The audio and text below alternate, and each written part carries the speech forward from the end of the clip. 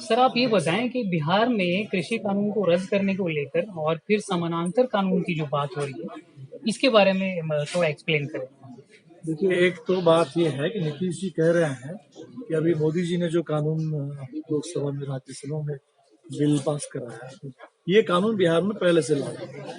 एक कानून वो है कि एपीएमसी कृषि बाजार समितियों को भंग करके तो नीतीश जी ने पहले से ही ये जो कृषि में सरकारी मार्केटिंग है उसको चौपट करके रख दिया। एक तो नीतीश जी इस पर एक तरीके से इसको समझते हैं कि बिहार के लिए गर्व की बात है कि पहले से है।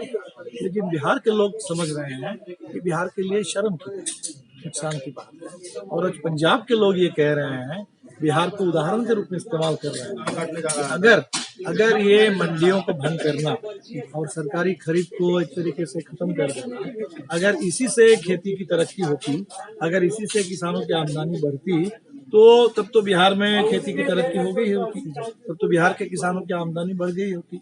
तो लेकिन बिहार में खेती लगातार नीतीश जी के राज में कमजोर हुई है, किसानों की आमदनी घटी है। इसलिए पंजाब के लोग कह रहे हैं कि हम बिहार की तरह अपनी खेती को चौपट होने नहीं देखना चाहते। एक तो हमें लगता है कि बिल्कुल स्पष्ट है कि जो नीतीश जी ने 2006 में किया था वो गलत। दूसरा, अब जो सरकार ने किया, केंद्र सरकार ने, वो न सिर्फ मंडियों को भंग किया, बल्कि जैसे आप देख रहे हैं कि आलू प्याज, इसको आपने आवश्यक वस्तु अधिनियम से हटा दिया, जिसके चलते आलू प्याज की जमाखोरी, उसकी मुनाफाखोरी, कालाबाजारी बढ़ने लगी।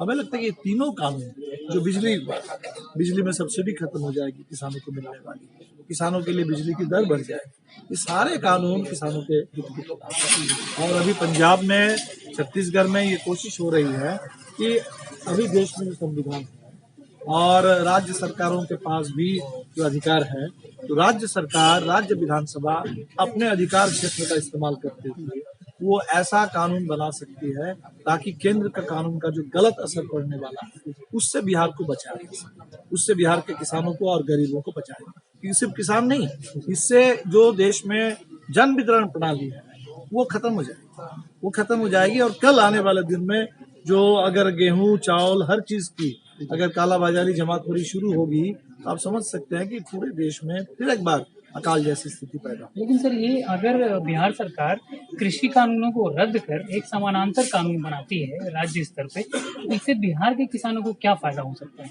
बिल्कुल, हम करेंगे, इसके जो गलत असर है उससे हम बिहार के किसानों को बचा लेंगे।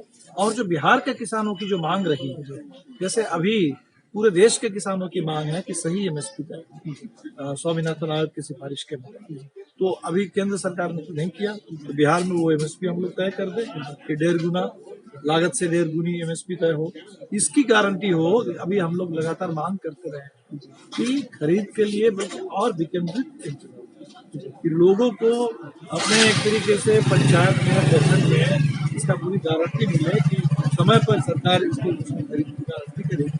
तो हमें लगता है कि बिहार में जो कानून बने वो एमएसपी की भी गारंटी करे और किसानों को ये पूरा भरोसा मिले कि उत्पादन के तुरंत बाद उनके पूरे अनाज को सरकार खरीदेगी तुरंत।